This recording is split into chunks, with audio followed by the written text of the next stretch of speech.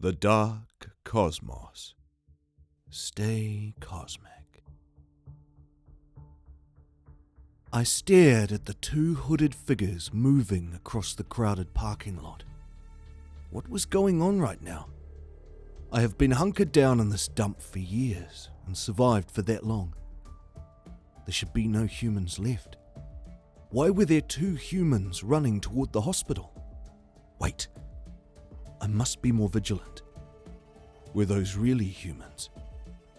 My hands grabbed the bar. I melted into the ceramic tiles of the wall. I stared over the tinted window pane and down into the depths of a non-existent healthcare plan. There could be free runners from the surrounding horde of mutant monsters.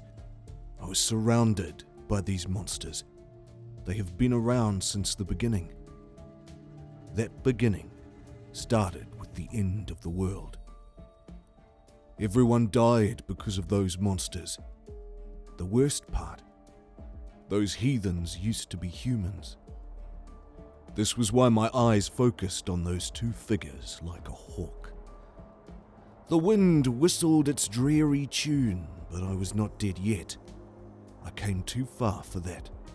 Fear crept into my membrane the moment those people disappeared under the cover of the adjacent building.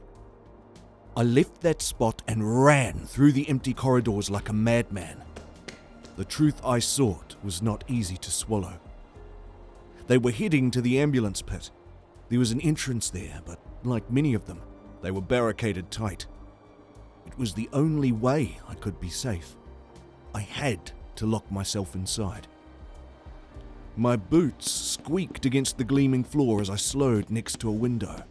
It overlooked an extended concrete roof that connected the main building and the abandoned outpatient clinic. The monsters groaned and cried out in short spurts. Their attention was drawn to the two intruders. Normally, the borders and courtyard of the hospital were dismal of these wild monsters. Now they filled them with the horde like a raging river spewing into a deep ravine. I watched those ugly monsters without their noses and sunken skin. Those monsters got closer to the general location of the two people. Curses. I worked so hard to avoid the attention of those stragglers, and now they were pushing down on those fences and into the reinforced windows. Sweat peeled down my face in rising angst.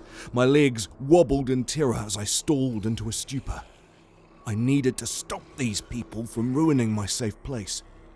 One of the figures, the shorter one, made a gesture, and one of the monsters dropped. A lot of them dropped like flies all of a sudden, but it was a mere sneeze against the torrent rushing down onto those two figures. It could not be a gun, otherwise the quiet of the night would have been disturbed. Also, more of the swarm would have descended upon the hospital grounds. A monster grabbed the arm of the taller figure, but they ripped their arm away. A splatter of blood flew up when a bat spun up and bashed that monster in the chin, but others approached with desperate speed. They were going to die if they stayed out there. My fingers creaked and slowly lifted toward the window in wonder. Should I save them? If they die, it wouldn't matter much to me, since that double door was heavily reinforced. The swarm would congregate around that, but it would be almost impossible for them to get past my defenses. I could just stay inside and everything would be fine. They would die, and I would be safe. It sounded terrible of me, but what did they matter to me? So many humans died when the mutated swarm started killing off humanity. It was inevitable that people would die. Why should I prevent that? I was weak anyway. What use could I provide to those brave souls who ran through the gauntlet of the outside world? Nothing. I would stay here and pray they go to heaven. That was what I assumed would happen. A loud crack made me shake in terror. That sounded like something I was going to get angry about. I was not wrong. My feet moved automatically. The destination was already mapped out in my mind. I stopped at the end of the hall and caught my breath when the door moved back. That was impossible. Yet that was what I was looking at. These humans did something those monsters could never do. I almost froze, but I swiftly realized the direness of the situation. They were about to get inside. My hands fidgeted at its emptiness. I should have brought a weapon. My stupidity had to wait as I glanced up at the last resort I had. The lever that operated the ropes crossed the floor, and the net stretched across the roof. It would not stop the horde, but I hoped it would slow down those foolish humans and the monster they threatened to unleash onto my home. Part of the door ruptured and swung to the other side. A leg jumped through as a mess of colours crossed me. A beautiful face came out from under the hood of her jacket. I was an idiot and got mystified by her beauty, not the black crossbow she held. A pain sent me sky-high in agony, and I doubled over. The two figures rushed inside. There was no way I was going to lose my home to anyone. I reached up, pulled the lever, and that net dropped, wrapped them, then soared up. The two figures yelped in surprise. Ah! What the hell? The net clipped the incoming monsters and sent them barreling to the ground. So much light came in from the outside and blinded me with its radiance. It should have lifted me up, but instead, it frightened me to the core. The monsters started piling inside. Hey! Hey! Let us out of this. Please! Those women were not kind, were they? Even now, my thigh was still bleeding from that thin, makeshift arrow that pierced it. The monsters reached halfway down the corridor. They were going to kill me. But I already planned for this.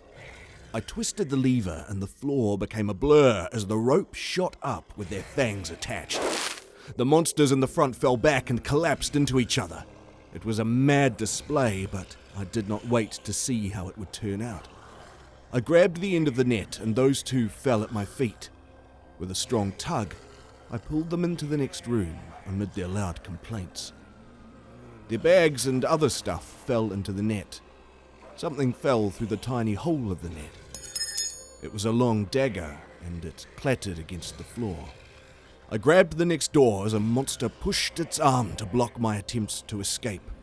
It screamed, and my body almost broke down at the power of its vicious desire for my blood. I pushed the door, but it kept moving back into me. They were too strong. Hey, use the knife, will you? I glanced down and noted the knife glittering in the low light. Taking the risk, I took it up and the door bashed into my cheek. The arm came around and its claws cut through the thick tension, narrowly missing my face. I stabbed the arm and it retracted. The door finally received my pressure and slammed shut. I pulled up a thick plank and laid it across the door's frame. They crashed into it and I stepped back. The door bulged and reverted to its once flattened state. It would not last the day. I needed to make preparations to reinforce this door within the next 2 hours. Traps would need to be set up. A lot needed to be done to fix this disaster. Let me out of this. I glared behind me at the two women trying to fight the net. The emphasis was on their trying. They were only able to roll around in an unmethodical mess. The smaller one twisted and reached behind them. What were they doing? Hold on. My eyes caught sight of something shiny. I thrust my foot forward and stomped down onto her arm. The hunting knife fell out of her grasp. She smiled. You're not going to leave me like this, will you? I stared in indignation, but said nothing to her taunt. The next one was not that kind. Boy. I frowned at her.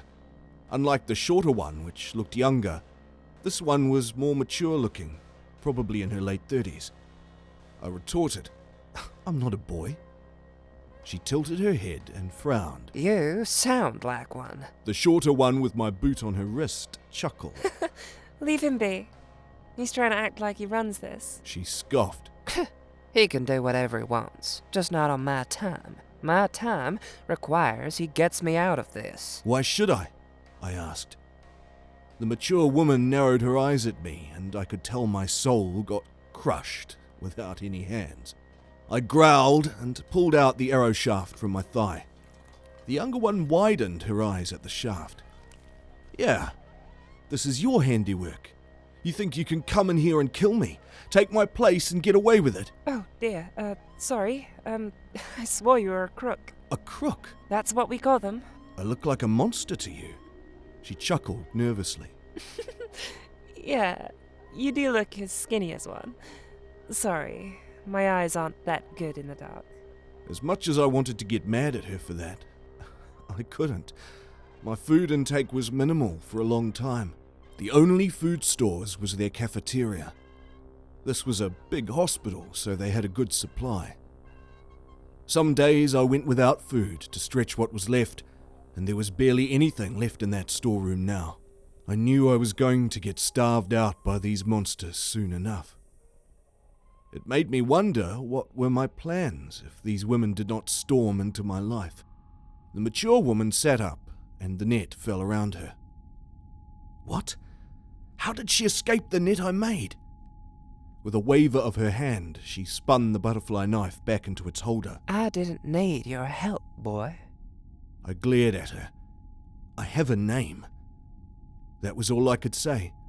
Frozen in fear, I was powerless to stop her.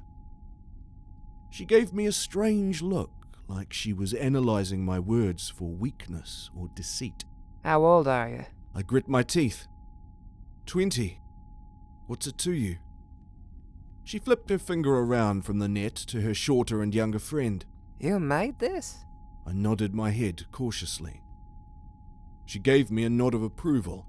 Her arms stretched out as she broke the rust off of her. Smart kid. She said as she stared into the hospital. I'm 20. I ain't no kid, and you're in my spot now. She glanced back at me with squinted eyes. It belayed the danger that awaited me if I looked weak in front of her. She was not going to come in here and take over my only home like she ran the place. The back of my foot hits the bending door behind me. We have to secure this door, otherwise your stay will be short. The shorter one slipped out of the net. He's right. We need to work together for now. The mature woman frowned with a shake of her head. I already know that, Max. Max? I said to myself. The mature woman smirked. I just call her that. She's actually Maxine. My name is Georgia Aston. Yours? It felt weird to be overly friendly all of a sudden. Still, there was little time for me when the enemy was banging down the door. Fabian Archer. Georgia nodded her head at Maxine, and then at me. Come on, show me how you do it, Archer. I followed them into the confines of the hospital. It was my home for so long, and I was alone for all that time. I had guests now. The floors and walls did not exactly make me look too responsible, since a heavy coat of dust covered most things. Then again, cleaning a 100 square foot compound was not going to be easy. They did not comment on it, and were focused on getting the supplies needed. Thankfully, that was where my talents shined. In an empty operating room, stacks of wood, sheets, steel pipes, and bricks rested for future use. What a wonderful world. You gathered all of this? I shrugged. I had a lot of time. Some of the auxiliary buildings on these grounds could not be locked down, so I never wasted time with that, and raided those buildings or rooms for materials. Then I made sure this main building was secure. Great. This is perfect. We worked hard and quickly to secure that door. The two women had battery-powered power tools, which explained how they were able to tear through that first door with no problems. My makeshift hammers and other tools did allow them to conserve some of their power for later. We might need it. When I glanced through the window of the third floor, I stared down at lines of those monsters jogging wildly around the hospital. Ever since Maxine and Georgia came, the hive was shaken up. They were going to be like this for several days until they ran out of energy. They'll then become more docile and watchful. That's how it was when they saw a living human. Hopefully, the windows and doors held firm. The night soon overtook the hospital and turned the bright parking lot into an abyss. We gathered in a doctor's office around a carton of food I got. Georgia flicked matches into a glowing flame. Maxine finished the new bandage around my thigh. I said, thanks. Maxine smiled. No problem. I've been wishing for some medical supplies for a while. The last hospital we checked was already robbed. They took the most important things. Their trash is our treasure, then. I nodded my head in affirmation. It's amazing you survived this long, Georgia said. I said, I had to. Nobody else was here.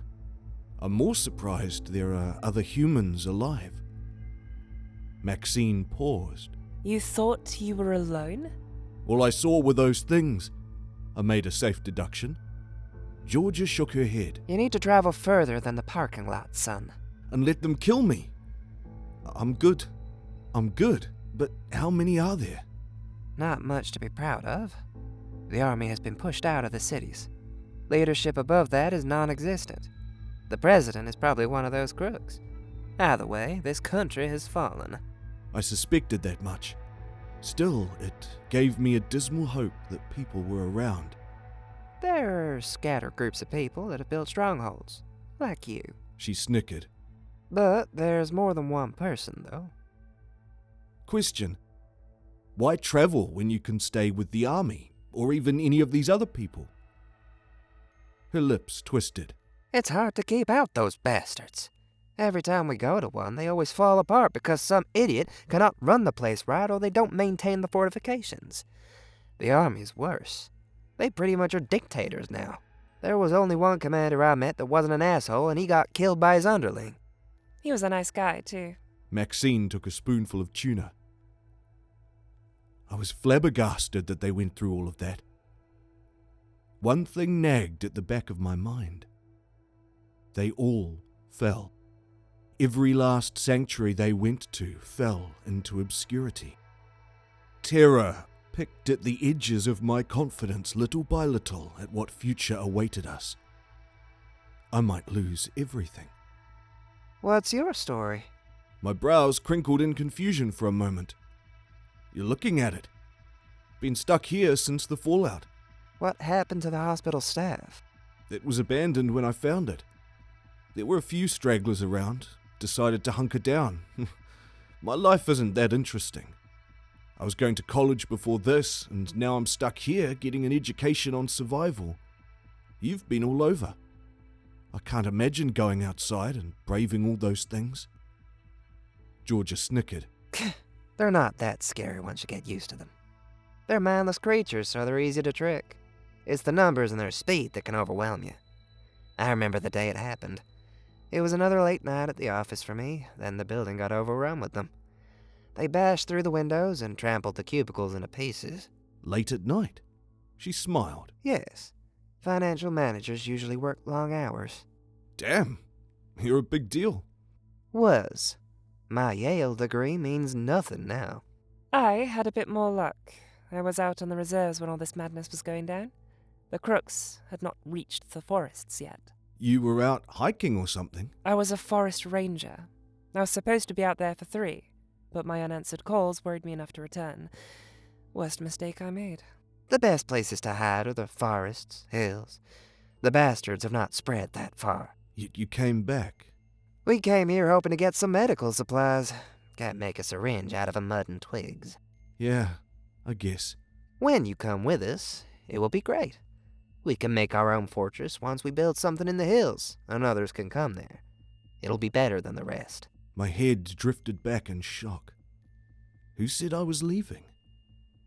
Her eyes narrowed, but her cheeks puffed up. You have to leave. You can't seriously think you're going to stay here forever. This place protected me all this time. You and your Robin here have been jumping from place to place like a seasoned prostitute. I'm not going out there. Her face twisted into stern disgust at my words.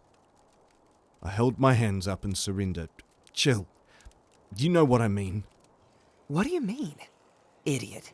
Your food supplies are low, and you're in here acting like you're holier than thou? It don't matter how locked up in here you are. It's gonna fall, like the rest of them. I scoffed. You can leave. I ain't. I'll figure something out. Would you stop being an idiot for half a second and open your eyes? My eyes are open, and all I see are ugly mutants. She stormed up to a standing position and stared down at me as if she looked at a pest. You're coming with us. I shifted away from her. Do I look like your son to you? She wagged her finger in my face. You might as well be, because you're acting like a child. I'm telling you to do the right thing, and you're here setting yourself to waste away in this creepy hospital. Maxine raised her hands to get our attention. Hey, could you guys... And my future ain't none of your business, Georgia. I never hired you or your Yale degree, so leave me be. Georgia groaned aloud. Idiot. No wonder you're here by yourself. She walked out of the room and left Maxine and me there. The uncomfortable silence made me too anxious to speak. Maxine inhaled through her nose and laid down her canned meal. That went well. I rubbed the back of my neck and avoided Maxine's eyes, which resembled the sway of the ocean against the rocks. Look, it's not like I don't know she's right. I know. But I just don't want to go out there. Maxine stared at me with a strange expression. I was not even sure if it was pity or disdain. A part of me hoped for disdain more than anything else. Pity made me feel worse. I was not sure of the reason. She leaned forward and her lips opened in tender oscillations. Are you scared? I knew why pity was worse. Looking weak was something I hated, but I came so far to be able to say I could stand on my own. I did. Time never waited for me, and I grew up. I said, "No, I'm not scared. I just want to live." Maxine said, I saw dead carcasses in the forest all the time. They're usually herbivores, the type of animal that always gets eaten to serve predators. Do herbivores think about that? Yeah, but it's instinct. They look for food and take things day by day. They don't look over their shoulders like us humans. "Are you asking me to eat grass?" She laughed. No, but you can't fear death. It's going to happen regardless. Best to move forward and keep fighting, even if you're at the mercy of the environment. I was not sure about any of that. It sounded like some philosophical BS to me, yet I wanted to believe it. The idea sounded nice, but my body was shackled with something more fierce than the bumps in the night. My life woke up to a new day and noises in the distance. I swept down the decrepit corridors looking for disorder and only found an orderly display. Georgia was sitting on a chair with her leg resting on another. She looked over the window's horizon and at the bright cut through the surrounding hills. That window did not have one of its outside planks. My eyes caught sight of the nails and the pick that ripped them out. I stepped over some crumpled sheets on the ground. "You didn't sleep on that chair, did you? That's not kind to your neck." I was sleeping on the ground. Thanks for the concern. I think this would be the best route to take. You can board it up once we leave. She smiled and gestured at the sheets. The argument we had last night replayed a rather sad tune in my head. Life was already complicated as it was, and I didn't know exactly what to do. Then again, who would know what to do in a world where a good chunk of humans were now monsters? This confusion brought up unfortunate memories. One of them prompted a question. "You ever wonder what caused this?" Every day. She said. I'd love to know why my life got turned upside down, you know? I understood that. The same feeling ran through me, but it gave me positive clarity. At least we didn't become like them. She chuckled. Then her face took on a melancholy that resembled a dried peach. If I ever thought she was old, that was when she aged into an eon. I had to kill my children. I shook my head. You're serious? Did I stutter? Did they? Was as ugly and mindless as one. I hope you never got the chance to see your loved ones like that. Oh my God. I'm so sorry. It's fine. That's why I wanted you to come with us. Anything can happen if you stay here. You can stay. She shook her head. No. There's nothing for me here. I have to keep going. The older you get, the more you realize you can't stay in one place. I think that's what this catastrophe taught us. We're free to go where the road takes us. All of our old comforts, our homes, they've become a nightmare. Life was always a path. I had to walk, go to school, do my homework, and never do drugs. Ever since this infestation of monsters, I felt trapped within this hospital. A place of care turned into my cesspool. The plans were laid, and by the stroke of midday, Maxine and Georgia gathered their bags. All they needed to do now was to get out of the parking lot. I asked, I see several stragglers near the security guard post. You sure you can get past them? Georgia languished her baseball bat in front of her chest. We got some firecrackers from a party store a month ago. We can use that to distract them. Then we make our move. Well, I'm ready whenever you're ready, boss. Maxine snapped an arrow into her crossbow. Georgia smiled. Yeah, kid. Don't be a stranger. I said, I won't. Even after I said the words, my tongue ached as if they were sandpaper. There was a lot I wanted to say, but couldn't due to the fear of letdown. They jumped through the window, and my hands reached quickly for my hammer to close that weird chapter of my life. My fingers hung over the dirty piece of wood in suspense. I couldn't do it. The nonsensical noises of the monsters shook me out of my frozen thoughts. Over the hot asphalt, the women ran toward the steel border of the hospital grounds. Those monsters spread out at first, before careening in a tight curve toward the escaping women. My heart slowed to an unfortunate treble that snuck into my subconscious. They were not going to make it. Nothing positive came to my mind regarding their situation. It annoyed me to say it out loud. I was never confident of them leaving this, much less my presence. Maybe that was my arrogance talking, but when those firecrackers blasted at the side of the infiltrating horde, I became lost in wonder. The monsters froze in confusion. It was a sight to witness, for the girls barely got past the murderous horde. Some of the monsters flipped their head around in a stone-cold trawl for their targets. Others did not fall for the trick, and they were at the back of the train. They were far from the explosion, so they were not affected by it. A patter of thuds got louder. It sounded too close. I spun my head. One of those monsters rushed at me.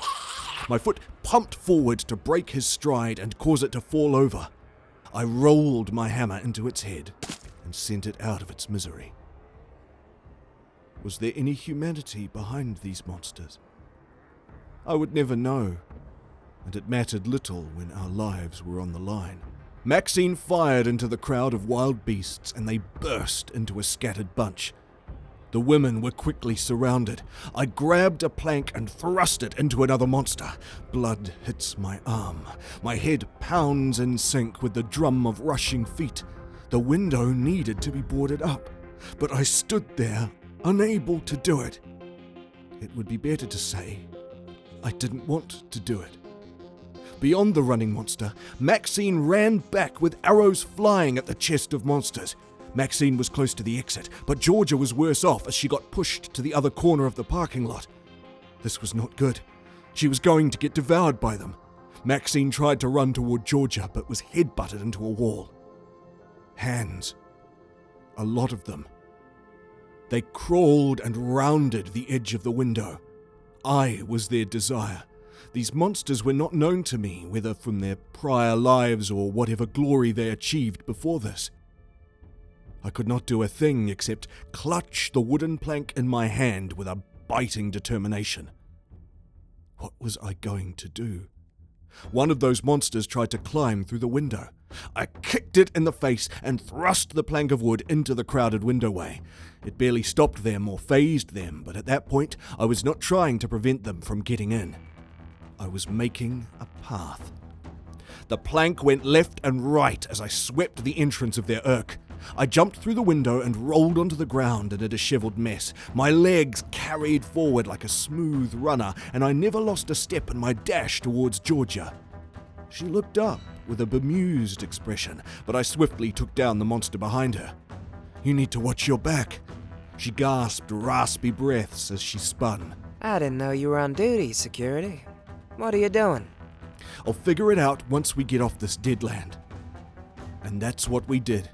Both of us swung our crushing instruments into the heads and chests of these pests. Maxine fired arrows into the ones that chased us. We grabbed either arm of her as we ran out of that hospital. It was my home for so long, and now it was overtaken by those demons.